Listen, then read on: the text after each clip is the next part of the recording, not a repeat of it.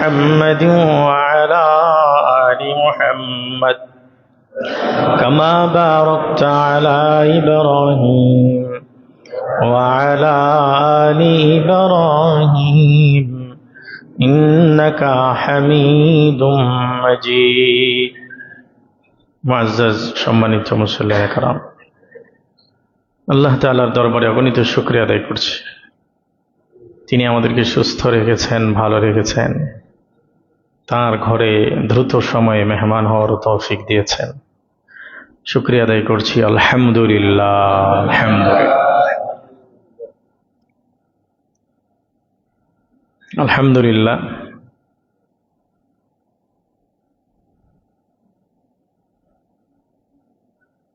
আগামীকাল ইনশাআল্লাহ আমরা ঈদুল আজহা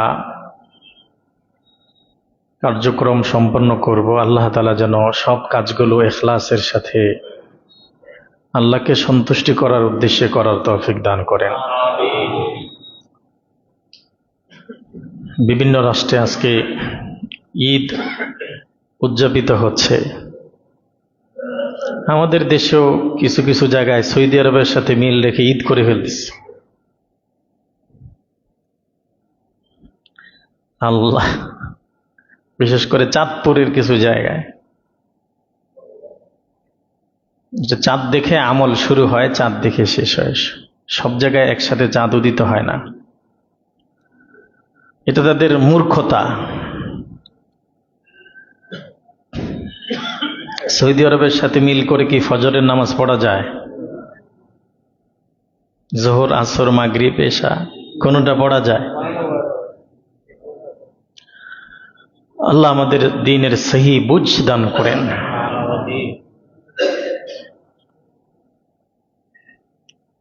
ইনশাআল্লাহ আগামীকাল আমাদের ঈদুল আজহা অনুষ্ঠিত হবে বাংলাদেশে। আমরা কোরবানি করব। আমাদের কোরবানি একটা আমল, একটা কাজ। আমল মানে কাজ, যেটা আল্লাহর সন্তুষ্টির জন্য করা হয়। বান্দির প্রত্যেকটা আমল কবুল হওয়ার জন্য দুইটা শর্ত। শর্ত কয়টা? দুইটা। আমি আপনি যে ভালো কাজ করছি, করব, এগুলো আল্লাহর দরবারে পৌঁছার জন্য, কবুল হওয়ার জন্য দুইটা শর্ত। এক নাম্বার ইখলাসুন নিয়া। এক নাম্বার কি? ইখলাসুন নিয়া, নিয়ত পরিশুদ্ধ থাকা। একমাত্রই আমি যে ভালো কাজটা করছি এটা আল্লাহর জন্যই করছি, আল্লাহকে খুশি আর রাজি করার উদ্দেশ্যে করছি। এটা যদি কারো মাকসাদ, উদ্দেশ্য থাকে, তাহলে তার আমল আল্লাহর দরবারে কবুল হবে। ভালো কাজ করছি আমি আপনি, নিঃসন্দেহে ভালো কাজ, কিন্তু ভালো কাজ উদ্দেশ্যটা আল্লাহকে রাজি খুশি করবার জন্য নয়। দুনিয়াবি কোনো হীন স্বার্থ উদ্দেশ্য থাকতে পারে, আছে, তাহলে এই আমল আল্লাহর দরবারে পৌঁছে না। দুই নাম্বার ইত্তিবাউ সুন্নতি রাসূলিল্লাহি সাল্লাল্লাহু আলাইহি ওয়াসাল্লাম। দুই নাম্বার হচ্ছে ভালো কাজটা কবুল হওয়ার জন্য রাসূল পাক সাল্লাল্লাহু আলাইহি ওয়াসাল্লামের ইত্তেবা, আদর্শ মোতাবেক, সুন্নাহ মোতাবেক সে কাজটি পরিচালনা করা, সে কাজটি সম্পন্ন করা। ভালো কাজই আল্লাহর জন্য করছি, কিন্তু সেখানে রসুলের পদ্ধতি নাই, রসুলের সুন্নাহ নেই, রসুলের আদর্শ নেই। এই কাজটাও আল্লাহর জন্য, কিন্তু আল্লাহ এই কাজটাও নিবে না, কবুল করবে না, কারণ রসুলের পদ্ধতির বাহিরে কাজটা হয়েছে। রসুলের আদর্শচ্যুত, রসুলের আদর্শর বহির্গত এই আমল, রসুলের আদর্শের সাথে এই আমলের মিল নেই। এই জন্য আল্লাহ তাআলা আল্লাহর উদ্দেশ্যেই করছে, নিয়ত ঠিক, কিন্তু রসুলের পদ্ধতির বাহিরে। এই জন্য এই আমলটা আল্লাহ নিবে না। আমল কবুল হওয়ার জন্য দুইটা শর্ত: আল্লাহকে রাজি খুশি করার জন্য করা, আর রসুলের অনুসরণে, ইত্তেবা, মডেল, আদর্শকে ফলো করে করা। আমার রসুল যেভাবে করেছে সেভাবে করা। আল্লাহু আকবার। ফজরের নামাজের সুন্নত আমরা কয় রাকাত পড়ি? হ্যাঁ, আল্লাহর জন্যই যদি কেউ পড়ে তাহলে 3 রাকাত পড়ি। পড়ছি তো আল্লাহর জন্য, হবে? সেজদা দেই কয়টা? 1 রাকাতে। এখন যদি আল্লাহরকেই তো দিচ্ছি তো একটা বাড়ায়া দেই, হবে? কেন হবে না? এটা রাসূলের পদ্ধতির বাহিরে। আল্লাহর জন্যই দিচ্ছি সেজদা, কোনো সন্দেহ নাই। একটা সেজদা বেশি দিলে তো আল্লাহই পায়, কিন্তু আমার এই আমলটা 3টা যে দিচ্ছি সেজদা 1 রাকাতে, এটা তো আমার রাসূলের আদর্শের বাহিরে। আমার রাসূল শিখিয়েছে 2টা সেজদা, আর আমি দিলাম 3টা।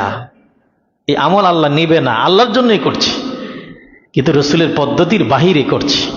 এই জন্য প্রত্যেকটা আমল কবুল হওয়ার জন্য 2টা শর্ত।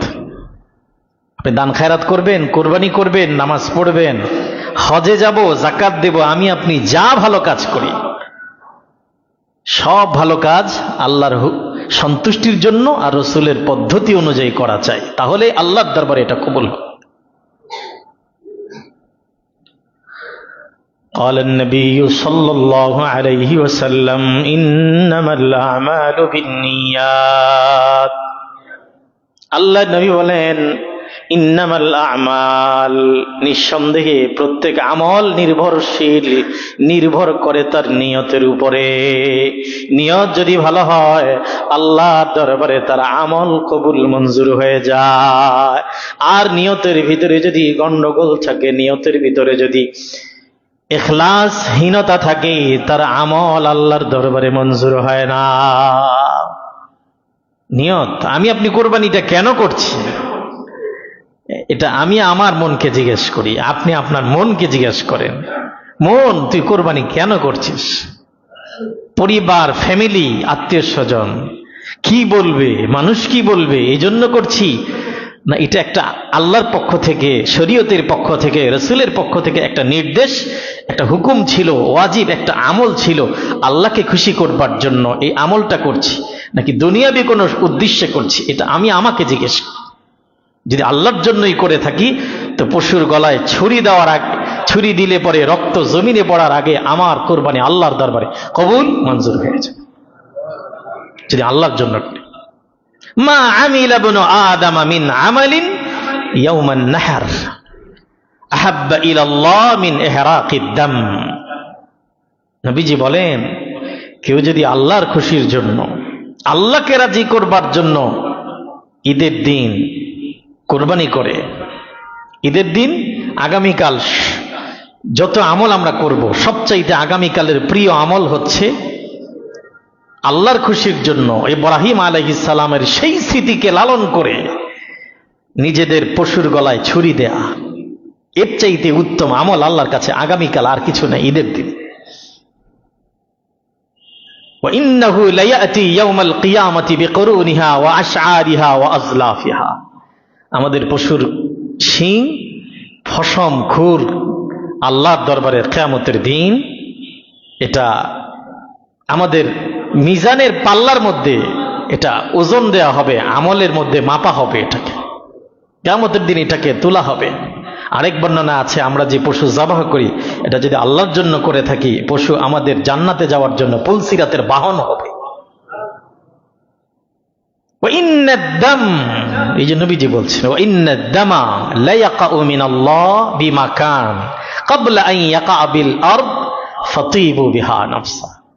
রাসূল বলেন, তোমরা যে পশুর গলায় ছুরি দিবে উজহিয়ার দিন, কুরবানির দিন,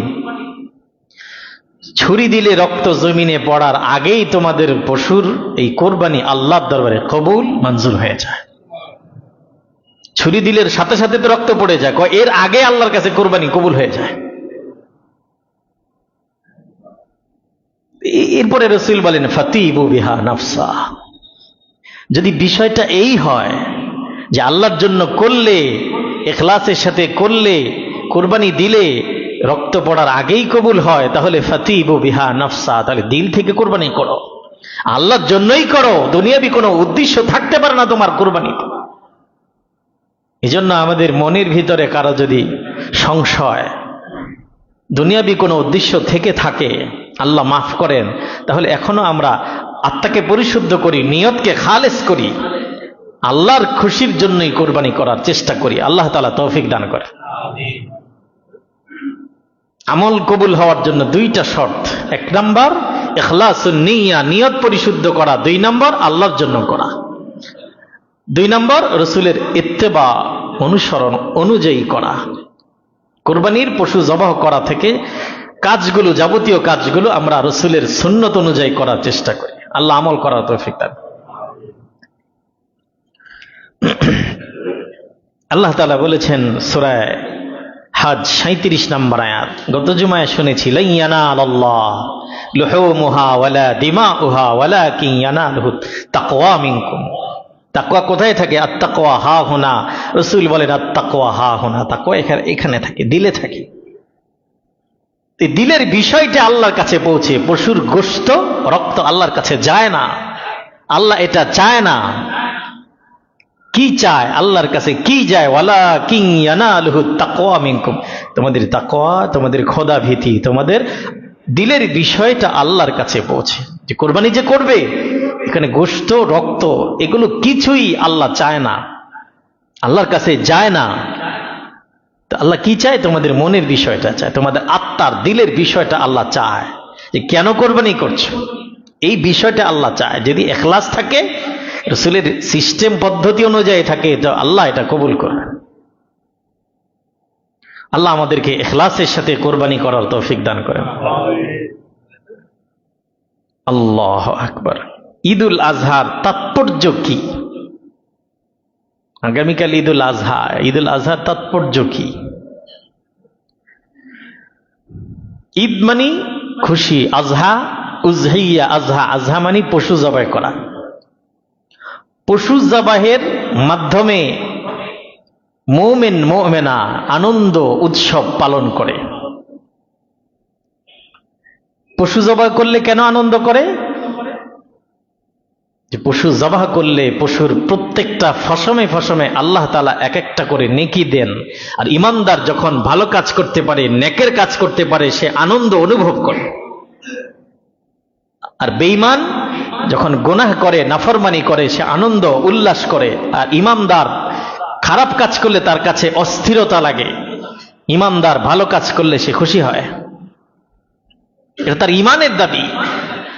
কোরবানির পশু জবাহের মাধ্যমে এতগুলো সওয়াব অর্জন করবে, ইমানদার খুশি হবে না?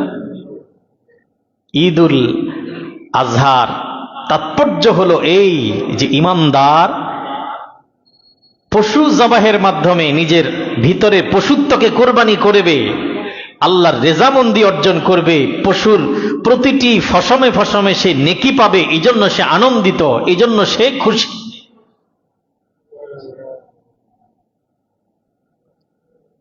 সাহাবারা বললেন, মা হাযিহিল আযাহি ইয়া রাসূলুল্লাহ, এটা কি? এটা কুরবানি উযহিয়া আযাহি, এটা কি? ক্বালা সুন্নাতু আবিকুম ইব্রাহিম, ইব্রাহিম আলাইহিস সালামের আদর্শ। ফামা লানা ফিহা ইয়া রাসূলুল্লাহ, এখানে আমাদের জন্য কল্যাণের কি আছে? এই কুরবানি করলে আমাদের জন্য কি হবে? ক্বালা বিকুল্লি শাআরাতিন হাসানা, প্রত্যেক ফসমে একটা করে আল্লাহ তাআলা তোমাদের আমলনামায় নেকি লিখে দেবেন। তাহলে একটা কুরবানির পশুর মধ্যে কত ফসম গুণে শেষ করা যায়? শেষ করা যায়? আল্লাহু আকবার। ক্বালু ফাসসুফু ইয়া রাসূলুল্লাহ, কেউ যদি ছোট পশু জবাই করে, ভেড়া, দুম্বা, এর মধ্যে অনেক ফসম, এটার বিনিময়ে কি নেকি দেওয়া হবে? ক্বালা বিকুল্লি শাআরাতিন মিনাস সুফি হাসানা, হ্যাঁ, এই ছোট পশু ভেড়া, দুম্বা, এটাও যদি কেউ জবাই করে, এর মাধ্যমে আল্লাহ তাআলা প্রত্যেক ফসমে ফসমে নেকি লিখে দেবে। এই যে ঈদের দিন আমরা এত সওয়াব অর্জন করব, এই জন্য আমরা খুশি। এটা হলো ঈদুল আজহার তাৎপর্য। ঈদুল আজহার কুরবানি, আমরা যে কুরবানি দেই আজহার দিন, পশু জবাই করি, কুরবানির শিক্ষাটা কি? কুরবানি আমাদেরকে কি মেসেজ দেয়, কি শিখায়, কি বার্তা দেয়, কি শিখায় কুরবানি? এই দিবসটা যখন আসে প্রতি বছর, ঘুরে ঘুরে আমাকে আপনাকে স্মরণ করিয়ে দেয় খলিলুল্লাহ আর জবিহুল্লাহ ইসমাঈল আলাইহিস সালাম, ইব্রাহিম আলাইহিস সালাম, বাপ বেটার সেই কাহিনী স্মরণ করিয়ে দেয় আমাদেরকে, বিবেককে জাগ্রত করে। দেখ, ইব্রাহিম খলিলুল্লাহ আলাইহিস সালাম আল্লাহর হুকুমের সামনে নিজেকে সোপর্দ করেছে, নিজের সন্তান জবাহ করেছে। ইসমাইল জবিহুল্লাহ আল্লাহর হুকুমের সামনে নিজেকে সঁপে দিয়েছে, আত্মসমর্পণ করেছে। কোরবানির মূল শিক্ষা হলো ফালাম্মা আসলামা, বাপ বেটা উভয়ে আল্লাহর হুকুমের সামনে আত্মসমর্পণ করেছে, স্যালেন্ডার করেছে। প্রত্যেক ইমানদার আল্লাহর পক্ষ থেকে, শরীয়তের পক্ষ থেকে যখন যে আদেশ আসবে, নির্দেশ আসবে, হুকুম আসবে, সেই হুকুমকে মাথা পেতে নেয়া, এটা হলো কোরবানির মূল থিমস, কোরবানির মূল শিক্ষা। কোরবানির মূল শিক্ষা হলো কি? আল্লাহর হুকুমের সামনে আত্মসমর্পণ করা। দেখেন ইব্রাহিম আলাইহিস সালাম, আল্লাহ তাআলা যত পরীক্ষা করেছেন সব পরীক্ষায় তিনি কামিয়াবি অর্জন করেছেন। এটা ছিল সন্তান জবাহের মাধ্যমে গোটা পৃথিবীর মানবতাকে, উম্মতকে আল্লাহ তাআলা কোরবানির বিধান দিবেন। এটা আল্লাহ তাআলার পরিকল্পনা যে ইব্রাহিম আলাইহিস সালাম, মুসলিম জাতির পিতা খলিলুল্লাহ ইব্রাহিম নবী, দেখো কিভাবে আল্লাহর হুকুমের সামনে নিজেকে আত্মসমর্পণ করেছে, নিজেকে সঁপে দিয়েছে। আল্লাহর হুকুমের সামনে, বাতিলের সামনে, তাগুতের সামনে মাথা নত করেনি। নিজের দাওয়াতের মিশনকে অব্যাহত রেখেছে। আগুনের কুণ্ডলিতে নিক্ষিপ্ত হয়েছে, মিশরে এসে ক্ষুধার কারণে তৃষ্ণার্ত হয়েছেন, তারপরে সেখানেও পরীক্ষার সম্মুখীন হয়েছেন। সেখানেও খলিলুল্লাহ ইব্রাহিম আল্লাহর হুকুম থেকে বিন্দু পরিমাণও সরে যায় নাই। সন্তানকে জবাহ করতে বলেছেন, আল্লাহ তাআলার হুকুম পালন করার ক্ষেত্রে বিন্দু পরিমাণও পিছে হটে যান নাই। তিনি অবিচল আল্লাহর উপরে তাওয়াক্কুল করে আল্লাহর হুকুম পালন করে নিজের সন্তানের গলায় ছুরি দিয়েছেন। আল্লাহ তাআলা পৃথিবীর মানুষকে শিক্ষা দিলেন, এই বছরটা যখন ঘুরে আবার ঈদুল আজহার দিন আসে, সেই স্মৃতি আমাদেরকে জাগ্রত করে, আমাদের বিবেককে জাগ্রত করে যে তোমরা প্রত্যেক সেক্টরে, প্রত্যেক ক্ষেত্রে, প্রতিটি মুহূর্তে, দিনে রাতে 24টি ঘন্টা হায়াতের যেই কোনো সময় আল্লাহর হুকুমের সামনে নিজেকে সঁপে দাও, আল্লাহর হুকুমের সামনে আত্মনিয়োগ করো। শরীয়তে ইসলামের পক্ষ থেকে যখন যে বার্তা দেওয়া হয় মাথা পেতে নাও, এটাই কোরবানির মূল শিক্ষা। ফালাম্মা আসলামা, বাপ বেটা উভয়ে, তাসনিয়ার সিগা, দুজন আল্লাহর হুকুমের সামনে স্যালেন্ডার করেছে। কোরবানির শিক্ষা আল্লাহর হুকুমের সামনে মাথা পেতে দেয়া, মস্তক অবনত করে দেয়া, স্যালেন্ডার করা। এটা হলো কোরবানির মূল শিক্ষা। নামাজের হুকুম হয়েছে কোরবানির দিন, কোরবানি করছে তো করছে, গরু জবাহ করেছে, বাস কাটাকুটা করতেছে, রান্না করতেছে, না মহিলারা জোহরের পড়ে না পুরুষরা জোহর পড়ে, রক্ত লেগে গেছে, রক্ত লেগে গেছে। তো এটা একটু পরিষ্কার করে মসজিদে যেতে পারছেন না, আপনি ঘরে জামাত করেন, কয়েকজন তো আছে, নামাজ পড়ে নেন। একটু এগুলো চেঞ্জ করে আপনার কোরবানির চাইতে নামাজের গুরুত্ব কম না বেশি? নামাজটা কাজা করে ফেলে। আপনি নামাজ পড়ে আসেন, জোহরটা পড়েন, আসরটা কাজা হয়ে যায়। আগে কোরবানি নয়, আগে নামাজ। ফাসাল্লি লিরাব্বিকা, আল্লাহ বলেন ফাসাল্লি লিরাব্বিকা, বান্দা তুই তোর রবের জন্য নামাজ পড়, নামাজ রবের জন্য। এরপরে ওয়ানহার, কোরবানি করো তোমার রবের জন্য। আচ্ছা, আগে কি কোরবানি না আগে নামাজ? সবাই বলেন। আগে তো আল্লাহ বলতে পারতেন ফাসাল্লি, আগে বলতে পারতেন ওয়ানহার লিরাব্বিকা, তোমার রবের জন্য কোরবানি করে, তারপরে ফাসাল্লি বলতে পারতেন নামাজেরটা পরে। আগে তো নহরের কথা বলতে পারতেন, কোরবানি করো। আল্লাহ তাআলা বোঝালেন পৃথিবীর মানুষদেরকে, মেসেজ দিলেন, দুনিয়ার মানুষ আগে নামাজ তারপরে কোরবানি। বেনামাজির জন্য কিসের কোরবানি? নামাজই পড়ে না, তার কিসের কোরবানি? হ্যাঁ, বেনামাজির কোরবানিও যদি আল্লাহর খুশির জন্য দেয় হয়ে যাবে, নিয়ত ঠিক ছিল আল্লাহকে খুশি করার জন্যই। সম্পদের উপর কোরবানি ওয়াজিব ছিল, নিয়ত ঠিক হয়ে যাবে, কিন্তু নামাজ আগে। এটা আরেকটা স্বতন্ত্র ইবাদত কোরবানি, নামাজ একটা স্বতন্ত্র আলাদা ইবাদত। এজন্য আগে নামাজ তারপরে কোরবানি। ঈদের দিন আমাদেরকে মাথায় রাখতে হবে, অনেকেই খুতবাও শুনে না। ঈদের নামাজ পড়া যেমন ওয়াজিব, খুতবা শোনা ওয়াজিব। ঈদের খুতবা দেওয়া সুন্নাত, শোনা ওয়াজিব। জুমার খুতবা দেওয়া ওয়াজিব, শোনা ওয়াজিব। এটা একটা মাসালা। জুমার খুতবা দেওয়া কি ওয়াজিব, দিতে হবে, আর শোনা ওয়াজিব। ঈদের দুই ঈদের খুতবা দেওয়া সুন্নাত, শোনা। নামাজ পড়লেন না ঈদের দিন 2 রাকাত, এই নামাজটা যেমন ওয়াজিব, খুতবাটা ওয়াজিব, সেম পর্যায়ে। একটা আদায় করলেন, আরেকটা আদায় করবে কি? দৌড় দিছে, মনে হয় গরু যেন কেউ লয়ে যায়, চোর মনে ঢুকছে। আগে নামাজটা শেষ করেন, তারপরে কোরবানি। দৌড় দিছে, খুতবা শুনে না। আপনার কোরবানি যেমন ওয়াজিব, খুতবাটাও ওয়াজিব। এই ওয়াজিবটা আদায় করেন, শুনেন, এই খুতবা শুনেন। খুতবা শোনা ওয়াজিব। আপনি তো আরবি বোঝেন না, শুনতে থাকেন। এটা শুনতে বলা হয়েছে। তাকায় থাকেন, হুজুর খুতবা দিচ্ছে। ফাসাল্লি লিরাব্বিক ওয়ানহার। কার জন্য নামাজ? কার জন্য কুরবানি? কুল ইন্না সালাতি ওয়া নুসুকি ওয়া মাহইয়ায়া ওয়া মামাতি লিল্লাহি রাব্বিল আলামিন।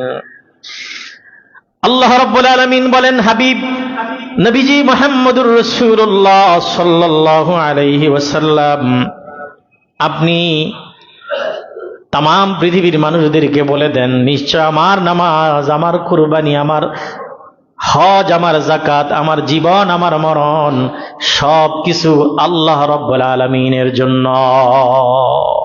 সব কার জন্য? মসজিদের খরচের জন্য। সকলেই মুক্ত হস্তে দান করি, সবাই কম বেশি দেওয়ার চেষ্টা করবে। আল্লাহু আকবার। হয়তো কারো কারো জীবনের এটা ঈদুল আজহার আগের শেষ জুমা। আল্লাহ তাআলা প্রত্যেককে ইখলাসের সাথে দান করার তৌফিক দান করে। কুরবানির দিন আমাদের কারো যেন জোহরের নামাজ ছুটে না যায়, এই প্রতিজ্ঞা করতে পারবো না আমরা? 1000 কোরবানিকে এক পাল্লায় দিলে, ফরজ সালাতকে এক পাল্লায় দিলে, ফরজ সালাতের পাল্লাই ভারী হবে, ঠিক না বেটি?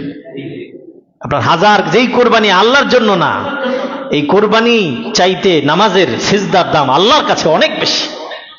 যেই সিজদা আল্লাহর জন্য দেওয়া হয়, সেই সিজদার দাম আসমান এবং জমিনে যা আছে তার চাইতে উত্তম একটা সিজদা। আপনার এটা কেমন কোরবানি যে আপনার কোরবানি করছেন, আপনি নামাজটা পড়তে পারছেন না? এটা কেমন কোরবানি?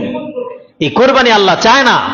যেই কোরবানিতে সালাত নাই, এই কোরবানি আল্লাহ চায় না। সালাত লাগবে। যে কোরবানি আমাকে সালাত কাজা করায়, সালাত থেকে সালাত তরক করায়, সালাত ছুটাইয়া দেয়, এটা কোরবানি নয়, এটা গোশত খাওয়া। আমি কোরবানি আমাকে নামাজ থেকে আমাকে কখনোই বিরত রাখতে পারবে না। আমার নামাজ, কোরবানি যেমন ইবাদত, এর চাইতে আরো গুরুত্বপূর্ণ ইবাদতের নাম সালাত। আল্লাহ আমাদের বোঝার তৌফিক দান করেন।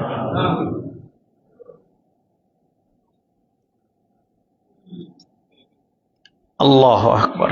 ঈদুল আজহার দিন আমাদের করণীয় কি? তাহলে কোরবানির আমরা শিক্ষাটা শুনলাম, সব ক্ষেত্রে আল্লাহর হুকুম মানা। নামাজের ওয়াক্ত হয়েছে, নামাজ পড়া। যাকাতের ওয়াক্ত হয়েছে, যাকাত দেয়া। হজ ফরজ, হজ করা। শরীয়তের পক্ষ থেকে যখন যে আদেশ আসে, নির্দেশ আসে, মাথা পেতে নেয়া, এটা কোরবানির শিক্ষা।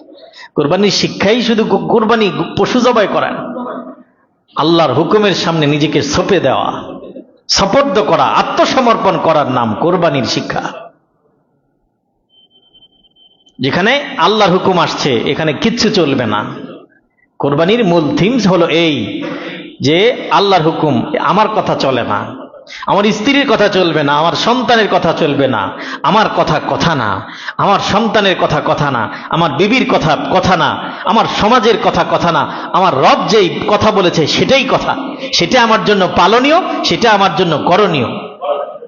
এটা হলো কোরবানির শিক্ষা। কোরবানির ঈদের দিন কিছু সুন্নাহ আছে। প্রত্যুষে শয্যা ত্যাগ করা, তাড়াতাড়ি ঘুম থেকে ওঠা, কারণ এটা বছরে একবার। কোরবানি বছরে কয়বার? এই দিনটার গুরুত্ব আছে না নাই? আজকে রাতে আমরা সামান্য কিছু ইবাদত করব। ঈদের আগের রাতে আমল করলে হাদিস শরীফের মধ্যে আছে, মান কামা লাইলাতাল ঈদাইনি মুহতাসিবান লাম ইয়ামুত কলবুহু হিনা তামুতুল কুলুব। নবীজি বলেন, কেউ যদি ঈদের রাতে, দুই ঈদের রাতে রাত জেগে কিছু নফল নামাজ, তিলাওয়াত, জিকির, দোয়া করে, তাহলে হাসরের ময়দানে যেদিন মানুষের বিভীষিকাময় দৃশ্য দেখে মানুষের দিলগুলো মরে যাবে, যারা ঈদের রাতে নফল ইবাদত করে সামান্য হলেও তাদের দিলটা আশ্বস্ত থাকবে, মরে যাবে না, ভীত সন্ত্রস্ত হবে না, তারা আল্লাহর কাছে আশ্বস্ত থাকবে, আল্লাহ বোধহয় মাফ করে দিবে। ঈদের রাতে কিছু আমলের কথা আছে। ঈদের রাতে গান বাজনার কথা নাই, ডেক সেট চালায়া পুরা বাজার গরম, বাড়ি ঘর গরম করে চান ঈদের রাত। ঈদের রাতে আমলের কথা আছে, গুনাহের কথা নাই। ইমানদার গুনাহ করবে না, ইমানদার নেকের কাজ করবে। আল্লাহু আকবার। আমরা রাতে তাড়াতাড়ি ঘুমিয়ে যাব, যেহেতু আমাদের বড় একটা আমল আছে, ঈদের নামাজ আবার কোরবানি, বছরে একটা বার, এটা আমাদের উৎসব। মুসলমানদের উৎসব দুইটা, একটা ঈদ উল ফিতর, একটা ঈদ উল আজহা। বছরে দুইটা দিন উৎসব, আনন্দ, উৎসব, ঈদ। তো এটাকে আমরা, এই উৎসবটা পালন করার জন্য আমাদেরকে আগে ঘুমাতে হবে, ফজর জামাতে পড়ব, আগে আগে মসজিদে যেতে হবে। ঈদের দিন আমরা তাড়াতাড়ি ঘুমাবো, ফজর জামাতে পড়ব, ফজরের নামাজ পড়েই আমরা ঈদের সালাতের জন্য প্রস্তুতি নেব। ঈদের দিন ঈদের নামাজের আগে মসজিদে কোনো নফল নামাজ, ঘরে কোনো নফল নামাজ পড়া যাবে না। নফল পড়লে ঈদের নামাজের গুরুত্ব কমে যায়, এটা শরীয়ত। অনেকে ঈদের দিনও নফল নামাজ পড়তেছে মসজিদে, বুঝেন না কথা? ঈদের দিন আর কোনো নামাজ নাই, ফজরের পরে কোনো নামাজ, নফল নামাজ পড়বেন না, এটা শরীয়ত। শরীয়ত যখন করতে বলে করবেন, নিষেধ করে বিরত থাকবেন। যেমন গতকাল হাজিরা আরাফা থেকে কোথায় গিয়েছে? মুজদালেফায়। আরাফায় যখন মাগরিবের আজান দেয়, মাগরিবের ওয়াক্ত হয়ে যায়, হাজিরা আর আরাফায় থাকে না, কই যায়? মুজদালেফায় যায়। মাগরিব পড়ে না হাজিরা, মাগরিব পড়বে না, এটা শরীয়ত। যাবে মুজদালেফায়, মুজদালেফায় গিয়ে এশারের ওয়াক্ত হলে আগে মাগরিব পড়বে, তারপরে এশা পড়বে, এটা শরীয়ত। আর কেউ যদি হায় হায় আমার মাগরিব গেল কই, আমি মাগরিব পড়তে হবে, মাগরিব না পড়াটা ইবাদত, পড়াটা মূর্খতা। শরীয়ত দেখেন, শরীয়ত যখন যেভাবে বলে, আমার যুক্তি আকলের কাছে নয়, শরীয়ত। শরীয়ত যা বলে আমার আকলে ধরলো এটা মানি, আমার বিবেকে না ধরলেও মানি, এর নাম ইসলাম, এর নাম ঈমান। সামি'না ওয়া আতা'না, শুনলাম মানলাম। শরীয়ত আমার আপনার ইচ্ছায় চলে না, শরীয়ত শরীয়তের গতিতে চলে। যারা হজ করছেন অভিজ্ঞতা আছে। 16 সালে আমরা যখন হজে গেছি, আমাদের সাথে কয়েকজন তো যুদ্ধ লাগাই দিয়েছে, হুজুর এটা কি, মাগরিব পড়তেছে না, মুআল্লিম আমাদেরকে কয়েছে মাগরিব পড়তে হবে না। আমি কি এটাই শরীয়ত? কনে এটা মানি না, আমি মাগরিব পড়ুম। আমি আপনি পড়েন, আপনার সাথে এনে ঝগড়া করবে কে? হে মাগরিব পড়বো, বুঝলেন না কথা? জমা বাইনা সালাতাইন, দুই নামাজ একসাথে। এই যে আরাফাত থেকে মাগরিবের রক্ত হয়ে গেলে মুজদালেফা, এশারের রক্ত হয়ে গেলে আগে মাগরিব তারপরে এশা, দুই নামাজ একসাথে পড়া হয়, এটা শরীয়তের বিধান। ফজরের পরে ঈদের দিন কোনো নামাজ নাই, ঈদের নামাজ পড়বেন তারপরে নফল পড়া যাবে। যারা নখ রেখেছেন, চুল, মোষ ইত্যাদি রেখে দিয়েছেন, কোরবানির সব পাবেন। গরু পশু জবাহের পরে এগুলো কাটবেন, একটা কবুল কোরবানির সব আল্লাহ তাআলা আমল নামায় লিখে দিবেন। ঈদের দিন আগে আগে আমরা ঈদের জন্য প্রস্তুতি নেব, গোসল করব, মিসওয়াক করব, উত্তম কাপড় পরিধান করব, অ্যালকোহল মুক্ত খুশবু ব্যবহার করব। অ্যালকোহল মুক্ত খুশবু, পারফিউম, আতর, খুশবু, স্যান্ড, যেটাতে খালি আনিল কোহল, কোহল মুক্ত যেটা, সেটা ব্যবহার করো। লেখা থাকে দেখবেন, আল্লাহু আকবার। খুশবু এটা রাসূলের প্রিয় জিনিস। রাসূল পাক সাল্লাল্লাহু আলাইহি ওয়াসাল্লামের প্রিয় জিনিসের মধ্যে একটা সালাত, আর একটা কি খুশবু, আর একটা হচ্ছে নারীদেরকে রাসূল সম্মান করতেন মা হিসাবে, মেয়ে হিসাবে, স্ত্রী হিসাবে। নারীরা সম্মানের পাত্র, শ্রদ্ধার পাত্র, কারণ মানুষ সৃষ্টির কারখানা হচ্ছে, ফ্যাক্টরি হচ্ছে মা। রাসূল মায়েদেরকে, মায়ের জাতকে সম্মানিত করেছে। রাসূলের প্রিয় জিনিস নামাজ, রাসূলের প্রিয় জিনিস খুশবু। আমরা তো বিড়ি খাইয়া পুরা শরীর গন্ধ করে ফেলে। যারা ধূমপানের অভ্যস্ত আছেন এটা ছাড়েন, আল্লাহ তাআলা আমাদেরকে তৌফিক দান করেন। সম্পদ অপচয়, সময় অপচয়, ফেরেশতারা কষ্ট পায়, ঘরের বিবি কষ্ট পায়, মজলিসের মানুষ কষ্ট পায়।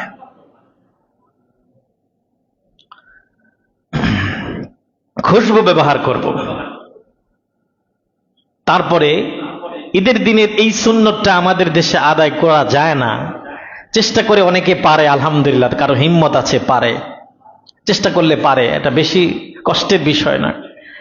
ঈদের দিন, ঈদুল আজহার দিন কিছু না খেয়ে ঈদগাহে যাওয়া, নামাজ আদায় করে, কুরবানি করে, সেখান থেকে গোশত রান্না করে সর্বপ্রথম খাওয়া, এটা রাসূলের সুন্নাত। আমাদের দেশে তো ঈদের নামাজ হয় দেরিতে, ঠিক না বেঠিক? রাসূল পাক সাল্লাল্লাহু আলাইহি ওয়াসাল্লাম ঈদের নামাজ, ঈদুল আজহার নামাজ পড়তেন সূর্য উঠার, মানে ফজরের পরে যে সূর্য উঠে, কিতাবের মধ্যে আমি পেয়েছি গত কয়েকদিন আগে পড়ছিলাম, 1 থেকে সোয়া ঘন্টা, 1 ঘন্টা সোয়া ঘন্টার মধ্যেই, 1 ঘন্টা 15 মিনিটের মধ্যেই রাসূল ঈদের সালাত শুরু করতেন, ঈদুল আজহার নামাজ। আর ঈদুল ফিতরের নামাজ আরো একটু দেরি করে পড়তেন, মানে সূর্য উঠার পরেই রাসূল ঈদের সালাতের জন্য প্রস্তুতি নিতেন। ওই যে এখন আরবে আছে সিস্টেম, থাকতে পারে, আমার জানা নাই, তারা ফজরে গেলে একবারে ঈদের নামাজ পড়ে তারপরে আসে। আপনারা অনেকেই বিদেশে ছিলেন, এটা ভালো একটা আমল। কিন্তু আমাদের দেশে ওই যে রাত ভরে মেহেন্দি লাগায়, যে মহিলাদের কাজ পুরুষরা করে, গান বাজায়, বাজার থেকে যায় দেরি করে, সই 1টা বাজে, সই 3টা বাজে, ফেসবুক, ফজর পড়ে না, পরে ওই যে খুতবা দিতে দিতে দূর, গোসল করেও পারে না, খুতবা শুরু হয়েছে, তারপরে বয়ান শুরু হয়েছে, বয়ানও পায় না, নামাজও পায় না, আছে না নাই? সেক্রেটারি সাহেব বলছে 7:30, 7:30 হইলেও মোটামুটি ঠিক আছে। এখানে ঈদের সালাত 7:30, আমি যেখানে পড়াই ওখানেও 7:30, চৌধুরীহাট ঈদগাতে। আরো আগে হওয়া চাই, আস্তে আস্তে এগুলো ইনশাল্লাহ চেঞ্জ হবে, পরিবর্তন হবে।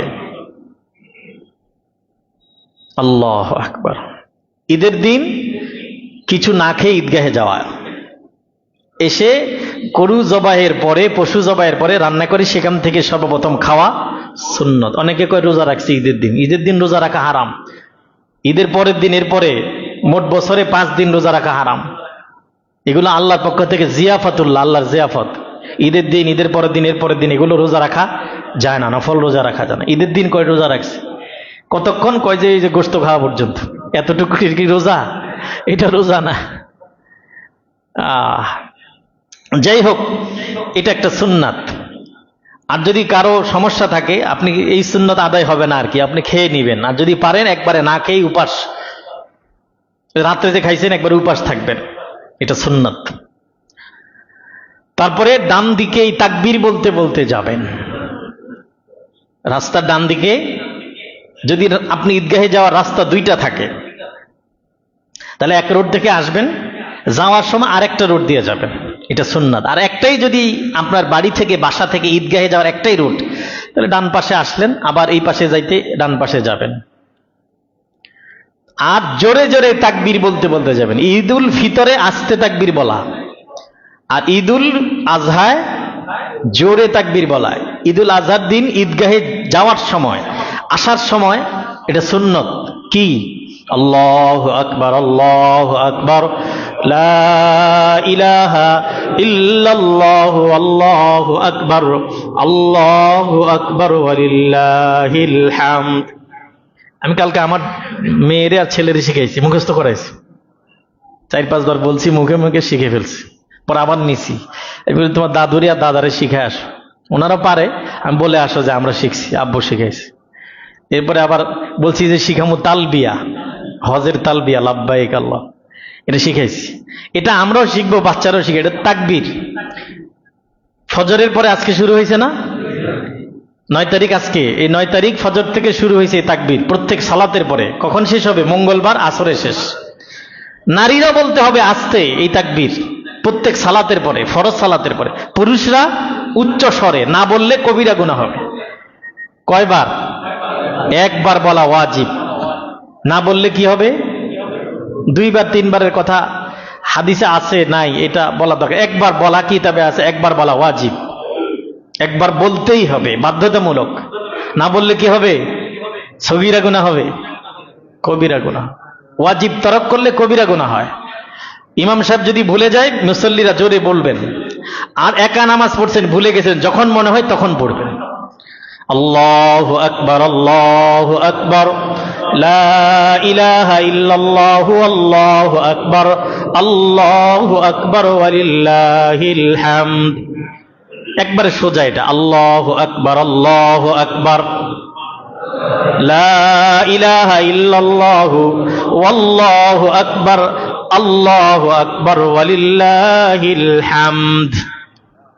প্রথমে 2 বার আল্লাহু আকবার, আল্লাহু আকবার বলবেন, এরপরে লা ইলাহা ইল্লাল্লাহ, আল্লাহু আকবার, ওয়াও আছে, ওয়াও, আল্লাহু আকবার। পরেরটা আল্লাহু আকবার, লা ইলাহা ইল্লার পরে আল্লাহু আকবার একবার, আল্লাহু আকবার একবার, এরপরে ওয়ালিল্লাহিল হামদ। এটাতে তাকবীরে তাশরিক বলে। আল্লাহু আকবার, আল্লাহ মহান, আল্লাহ মহান। লা ইলাহা ইল্লাল্লাহ, আল্লাহ ছাড়া আর কোনো ইলাহ নাই, উপাস্য নাই, আইনদাতা নাই, বিধানদাতা নাই। তিনি বড়, তিনি আল্লাহ বড়, তিনি বড়। ওয়ালিল্লাহিল হামদ, সব প্রশংসা তার জন্য, সব প্রশংসা ওয়ালিল্লাহিল হামদ, আল্লাহর জন্যই হামদ, প্রশংসা। প্রশংসা কার জন্য? আল্লাহর জন্য। এই তাকবীর, এই তাকবীর দিতে দিতে পুরুষরা মসজিদে যাবে, ঈদগাহে যাবে। জোরে না আস্তে? রোজার ঈদে আস্তে, কোরবানির ঈদে জোরে। না কথা কইতে কইতে যাবেন, মোবাইলে গল্প করতে করতে যাবেন, তাকবীর দিতে দিতে যাবেন। আমরা দেখে তাকবীর মুখে নাই, সবাই হাঁটতেছে দেখবেন, ঈদগাহে যায়, একজনের মুখে শুনবেন না। আপনাদের মুখে শোনা যাবে ইনশাআল্লাহ। ইনশাআল্লাহ বলেন, ইনশাআল্লাহ। আবার ঈদগাহ থেকে আসার পথেও তাকবীর দিতে দিতে একবারে বাড়িতে আসবেন। কারো সাথে সালাম দিছেন বাস, কিন্তু আপনি তাকবীর বলতে পারছেন। তাকবীর আপনার আমল, সালাম দিছেন এটা আমল, ঠিক আছে, কিন্তু কথা বলবেন না, কথা পরে তাকবীর। মসজিদে গেলেন, বয়ান শুনলেন, যত কাছাকাছি থাকা যায়, বসা যায়। রহমত তো এখান থেকে শুরু হয়, ডান পাশের থেকে শুরু হয়, এদিকে যায়, এরপর আবার ওই দিক থেকে এইভাবে রহমত শুরু হয়। বুঝেন না কথা? সরকারি রিলিফের জন্য সামনে যায় না পিছে থাকে? প্রয়োজনে ধাক্কায় কো ভাই আমার একটু সামনে সিরিয়ালটা দেন। ব্যাংকে গেলে কি করে? পিছে খাড়ায় কন্যাকে, পিছে সামনে। প্রয়োজনে কো ভাই আমার এখানে জায়গা আছিল, ওনার পিছনে সিরিয়াল আসছিল, কামালে জায়গা রাখেন। তো এই আল্লাহ রহমত দিবে, বরকত দিবে, ঈদের দিন এটা সামনে আসবো, তো আগে আসা যায়। এরপরে আমরা নামাজের পরে খুতবা শুনবো। নামাজের পরে কি শুনবো? নামাজ তো হয়ে যাবে, নামাজের পরে আমরা খুতবা শুনে তারপরে দোয়া করে তাকবীর দিতে দিতে চলে আসব।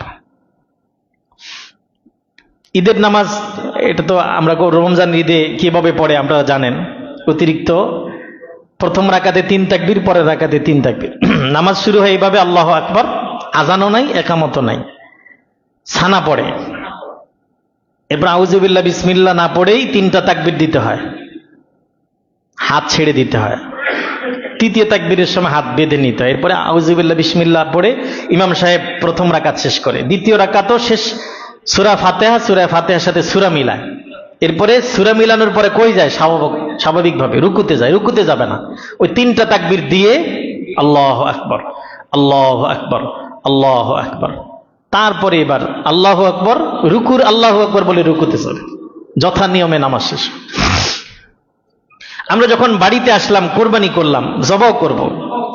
জবাও করার ক্ষেত্রে কয়েকটি বিষয় আমরা লক্ষ্য করব। আমরা পশুকে আজকেই যদি পারি, অনেকে করেছেন, গোসল করায় ফেলবেন, গন্ধ টন্ধ চলে যাবে, দুর্গন্ধ। পানি খাওয়াবেন, ছুরি বেশি করে ধার দিয়ে নিবেন, ধোতা ছুরি দিয়ে জবাই করবেন না, পশু কষ্ট পায়। এক পশুর সামনে আরেকটা পশুকে জবাই করবেন না, পশুর সামনে ছোড়া ধার দিবেন না। পশু একটাকে এখানে জবাই করলে আরেকটা আড়ালে নিয়ে জবাই করবেন, এটা সুন্নাহ, এটা মাসআলা। এবং ছোড়া ভালো করে ধার দিয়ে নিবেন। পশুকে কেবলামুখী করা সুন্নাহ।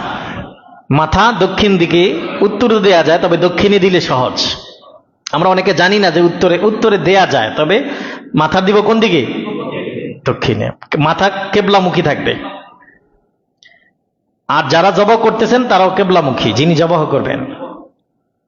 আমরা পারলে নিজের পশু নিজেই জবাই করব। নিজের পশু, কোরবানির পশু নিজে জবাই করা উত্তম। অনেকে পারে না, যে খাদ্যনালী, তারপরে হলকুম, মুড়ি, ওয়াজ্জান, এগুলো রগগুলো কাটতে হয়, খাদ্যনালী, শ্বাসনালী, কোনটা কাটা যাবে, কতটুকু কাটতে হবে, কোন জায়গায় ছুরি চালা, এগুলো আমরা অনেকে জানি না। যারা পারে তো আলহামদুলিল্লাহ, নিজেরটা নিজে জবাই করা উত্তম। রাসূল নিজেরটা নিজে জবাই করেছেন। আবার অন্য সময় হযরত আলী রাদিয়াল্লাহু তাআলা আনহুকে দিয়েও জবাই করিয়েছেন, জামাতাকে। তা অন্য মানুষকে দিয়েও জবাই করাতে পারেন। যেমন আমাদের এই বড় মসজিদ থেকে আমাদের মুয়াজ্জিন সাহেবরা, আমাদের এখানে যারা আছেন, ওনারা, সেক্রেটারি সাহেব বললেন, এই চতুর্দিকে, বাজারের চতুর্দিকে বাসা বাড়িগুলোতে গিয়ে ওনারা পশু জবাই করে দিবেন। আপনারা আগে বলে রাখতে পারবেন ওনাদেরকে, ওনারা যাবেন। তো পশু যিনারা জবাই করবেন ওনাদেরকে হাদিয়া দিবেন। আমি তো এখানে জবাই করব না, আমি পশু জবাই করি না, হাদিয়া দিবেন। একটা গরু কিনেছেন 1 লাখ, 1.5 লাখ, 70,000, 80,000 টাকা দিয়ে, দালালদের দিচ্ছেন 3,000, 5,000 দিচ্ছেন না? প্রত্যেক বাজারে তো দালাল আছে, দালাল ছাড়া গরু কিনা যায় না। ওরে বাবা, দালালি করে টাকা নেওয়া হালাল, এটা অসুবিধা নেই, দোনো দিক থেকে খায়। তো দালালি করে টাকা নেওয়া কি জায়েজ? তো মিথ্যা কথা বলে না। আমরা যখন ফতুয়া পড়ি তখন আমাদেরকে মাসালা বাইর করো, দালালি করে টাকা নেওয়া যায় কিনা? যায়। তো মিথ্যা, ঝুট করে টাকা নেওয়া জায়েজ নাই। দালাল যদি মিথ্যা কথা কয়, এটা না জায়েজ। সত্য কথা বলতেছে, বেচে দিছে, আমি বেচে দিমু এত টাকা, আমারে কি দিবেন? হ্যাঁ দিমু কিছু। আবার আমি কিনা দিমু, আপনারে কত দিবেন? কিছু দিমু, এটা জায়েজ। মিথ্যা কথা বইলা 80,000 মূলাইছে, আসলে হুদা। এই মিথ্যা কথা বইলা দালালি খাওয়া না জায়েজ। মূলাইছে কে? নিজেরটা নিজেই মূলাইছে। বুঝেন না কথা?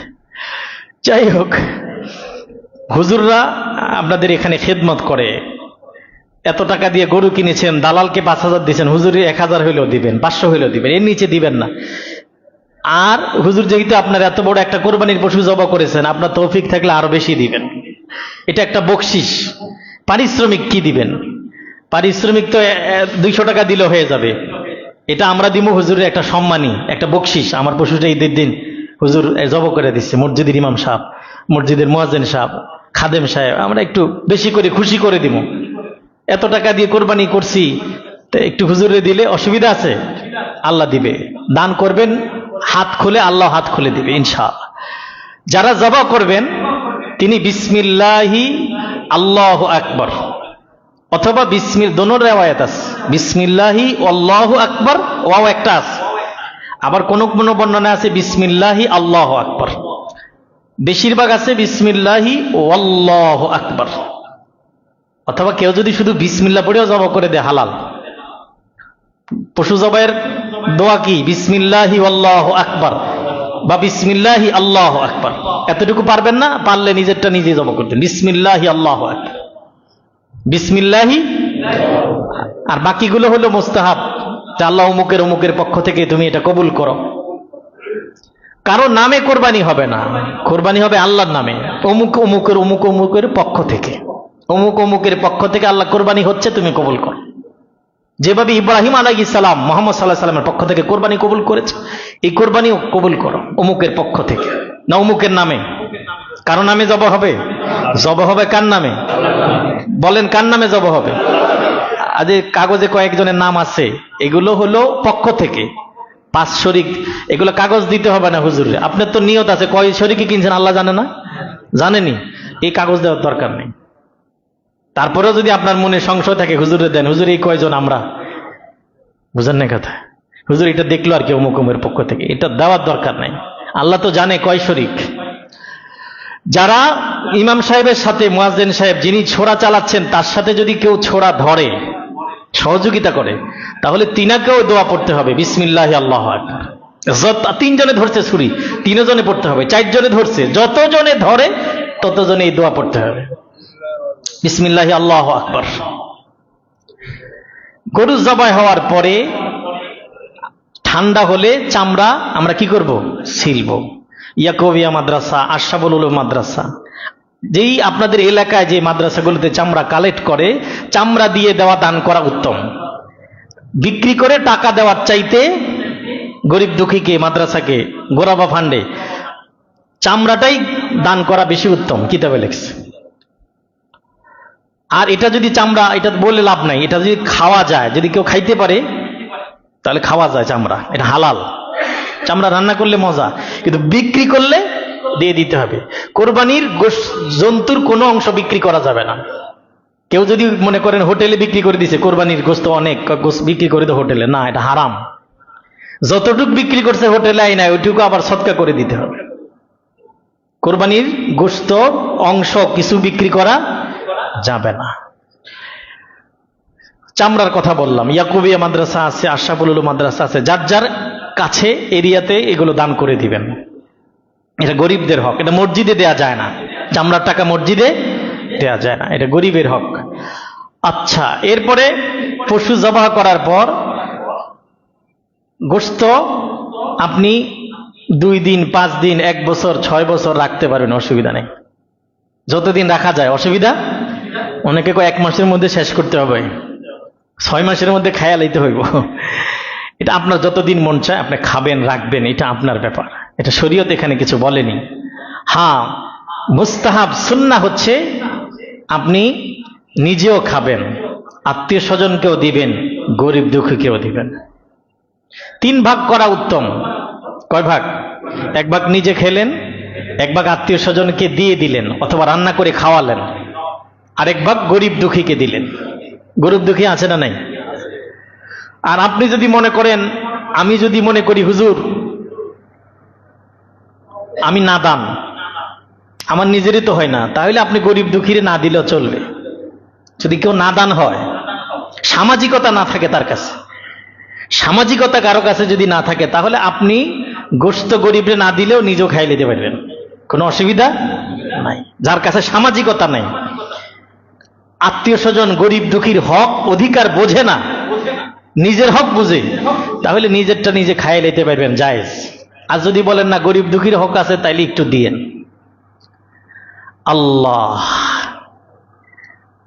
এরপরে কোরবানি কথা শেষ করছি। কোরবানির জন্তু কেউ কিনেছে অথবা কিনে নাই, কোরবানি ওয়াজিব ছিল, এটা দিতে পারে নাই, কোরবানি করতে পারে নাই, অসুস্থ ছিল বা কোনো সমস্যা হইতে পারে না কাউকে, তাহলে যে জন্তুটা আপনি কিনেছেন আগামীকাল 10 তারিখ জিলহজের, এরপরের দিন 11, এরপরের দিন 12, এই 3 দিনে আপনি কোরবানি করতে পারেন নাই সমস্যার কারণে, তাহলে এই পশুটা আপনি আল্লাহর রাস্তায় সদকা করে দিবেন, এটা আর খাওয়া যাবে না 3 দিনের মধ্যে যদি কোরবানি না করে। অথবা আপনি জন্তুই কিনেন নাই সমস্যার কারণে, কোরবানির পশুই কিনেন নাই, তাহলে একটা খাসি অথবা ছাগল পরিমাণ টাকা আপনি আল্লাহর রাস্তায় সদকা করে দিতে হবে। যদি কেউ কোরবানির দিনগুলোতে কোরবানি করতে না পারে, জন্তু কিনে থাকলে জন্তুটাই সদকা করে দিবে আল্লাহর রাস্তায়, অথবা জন্তু যদি কোরবানির না কিনে থাকে, একটা খাসি একটা ছাগলের মূল্য আল্লাহর রাস্তায় সদকা করে দিবে। মাসালা তো অনেক বলা যাবে, কিন্তু সময় নাই। আল্লাহ তাআলা যে মাসালাগুলো বলেছি, এখানে জরুরি মাসালা চলে আসছে। তাকবীরে তাশরিকের মাসালা যেটা আজকে ফজর থেকে শুরু হলো মঙ্গলবার আসর পর্যন্ত, এই মাসালাটা আমাদের মা বোনদেরকে শিখিয়ে দিবেন, ঘরের বাচ্চাদেরকে যারা নামাজ পড়ে ছেলে মেয়ে তাদেরকে শিখিয়ে দিবেন। আমরাও ইমাম সাহেবরা আছেন, মুয়াজ্জিন সাহেবরা আছেন, তাদের কাছ থেকে শিখে এই তাকবীরে তাশরিকটা বলবো। আল্লাহ তাআলা আমাদের প্রত্যেককে ইখলাসের সাথে কোরবানি করার তৌফিক দান করেন। আল্লাহ তাআলা আমাদেরকে কথাগুলো সহিভাবে বোঝার তৌফিক দান করেন। কবলাল জমা পড়েন।